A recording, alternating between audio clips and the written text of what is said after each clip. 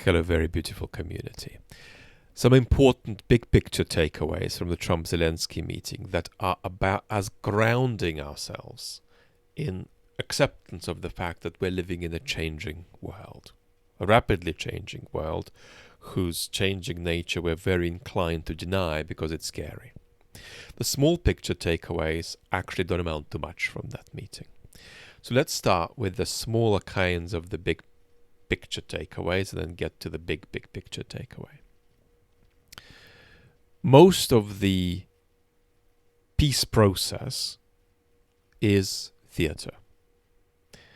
It's atypically theater in the sense that the aspiration isn't to bring about a particular outcome, but actually to send certain signals to Trump.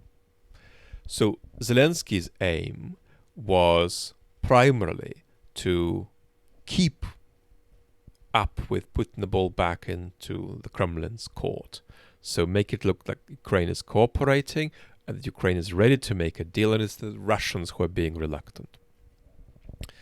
Trump's aim was to say publicly that he is now 90 or 95% of the way toward having a deal. He's said this before, he's going to say it again, but pictorially that was a win for Trump. As good a win as he can get at the moment because he can't stop the war. Putin called in before and after the Trump-Zelensky talks because it was very important to re-instruct Trump in the fundamentals as the Kremlin sees them, because Trump deals with dispositional states, not beliefs.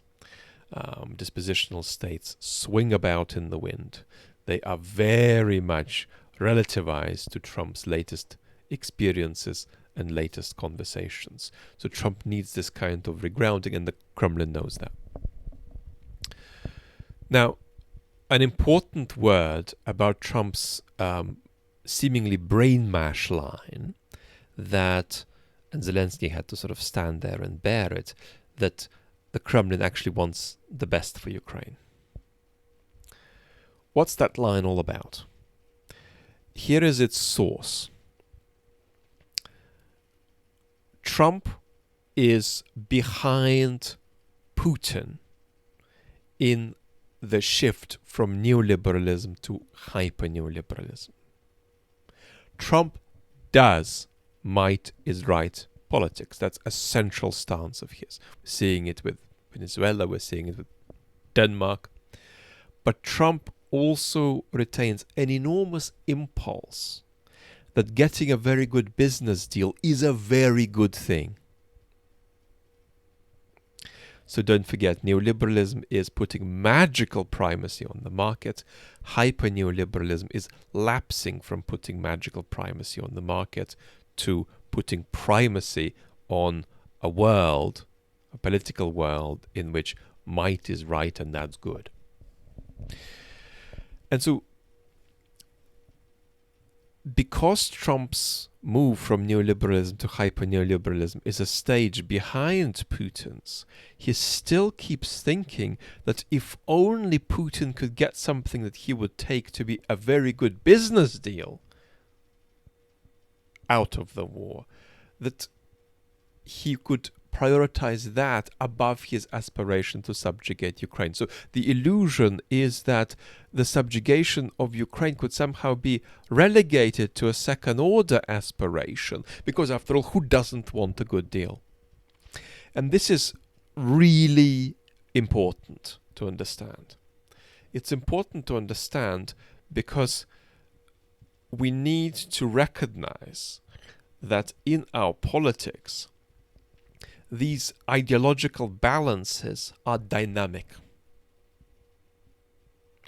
So there was a public intellectual style manipulation in my video on the main channel about the ideological affinity of Putin and Trump, because we went through monarchism and hyper-neoliberalism and fascization and gave a score to Putin and Trump on each category, a set of scores, and Trump was typically behind Putin. Part of my manipulation there was well, there were two bits to my manipulation. Benign manipulation, the manipulation that I'm ethically obliged to make. The first manipulation is to guide you into the sense that you need to come up with your own labels and complexly keep giving,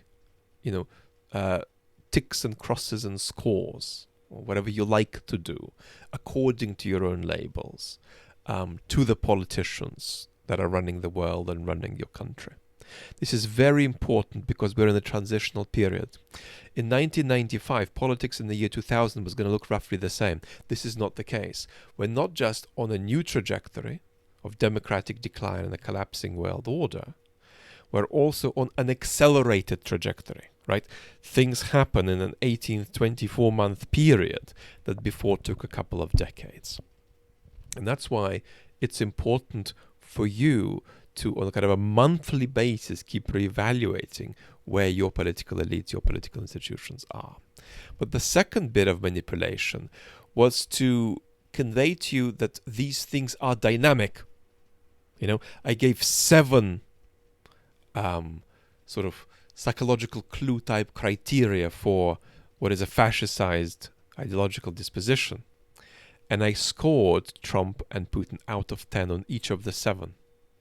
And what I really was trying to do with this is give you the impression that yes, it's 3 today, but it could be 5 2 years from now. Might not be Trump with the 5, might be another leader, but it could be 5. Watch that, right? Understand that this is dynamic.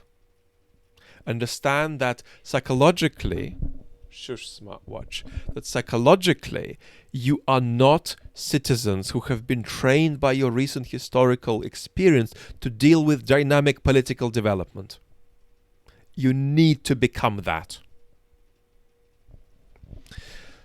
And now perhaps the third point I should make today, which is, if you like, again about emphasis and psychological clues.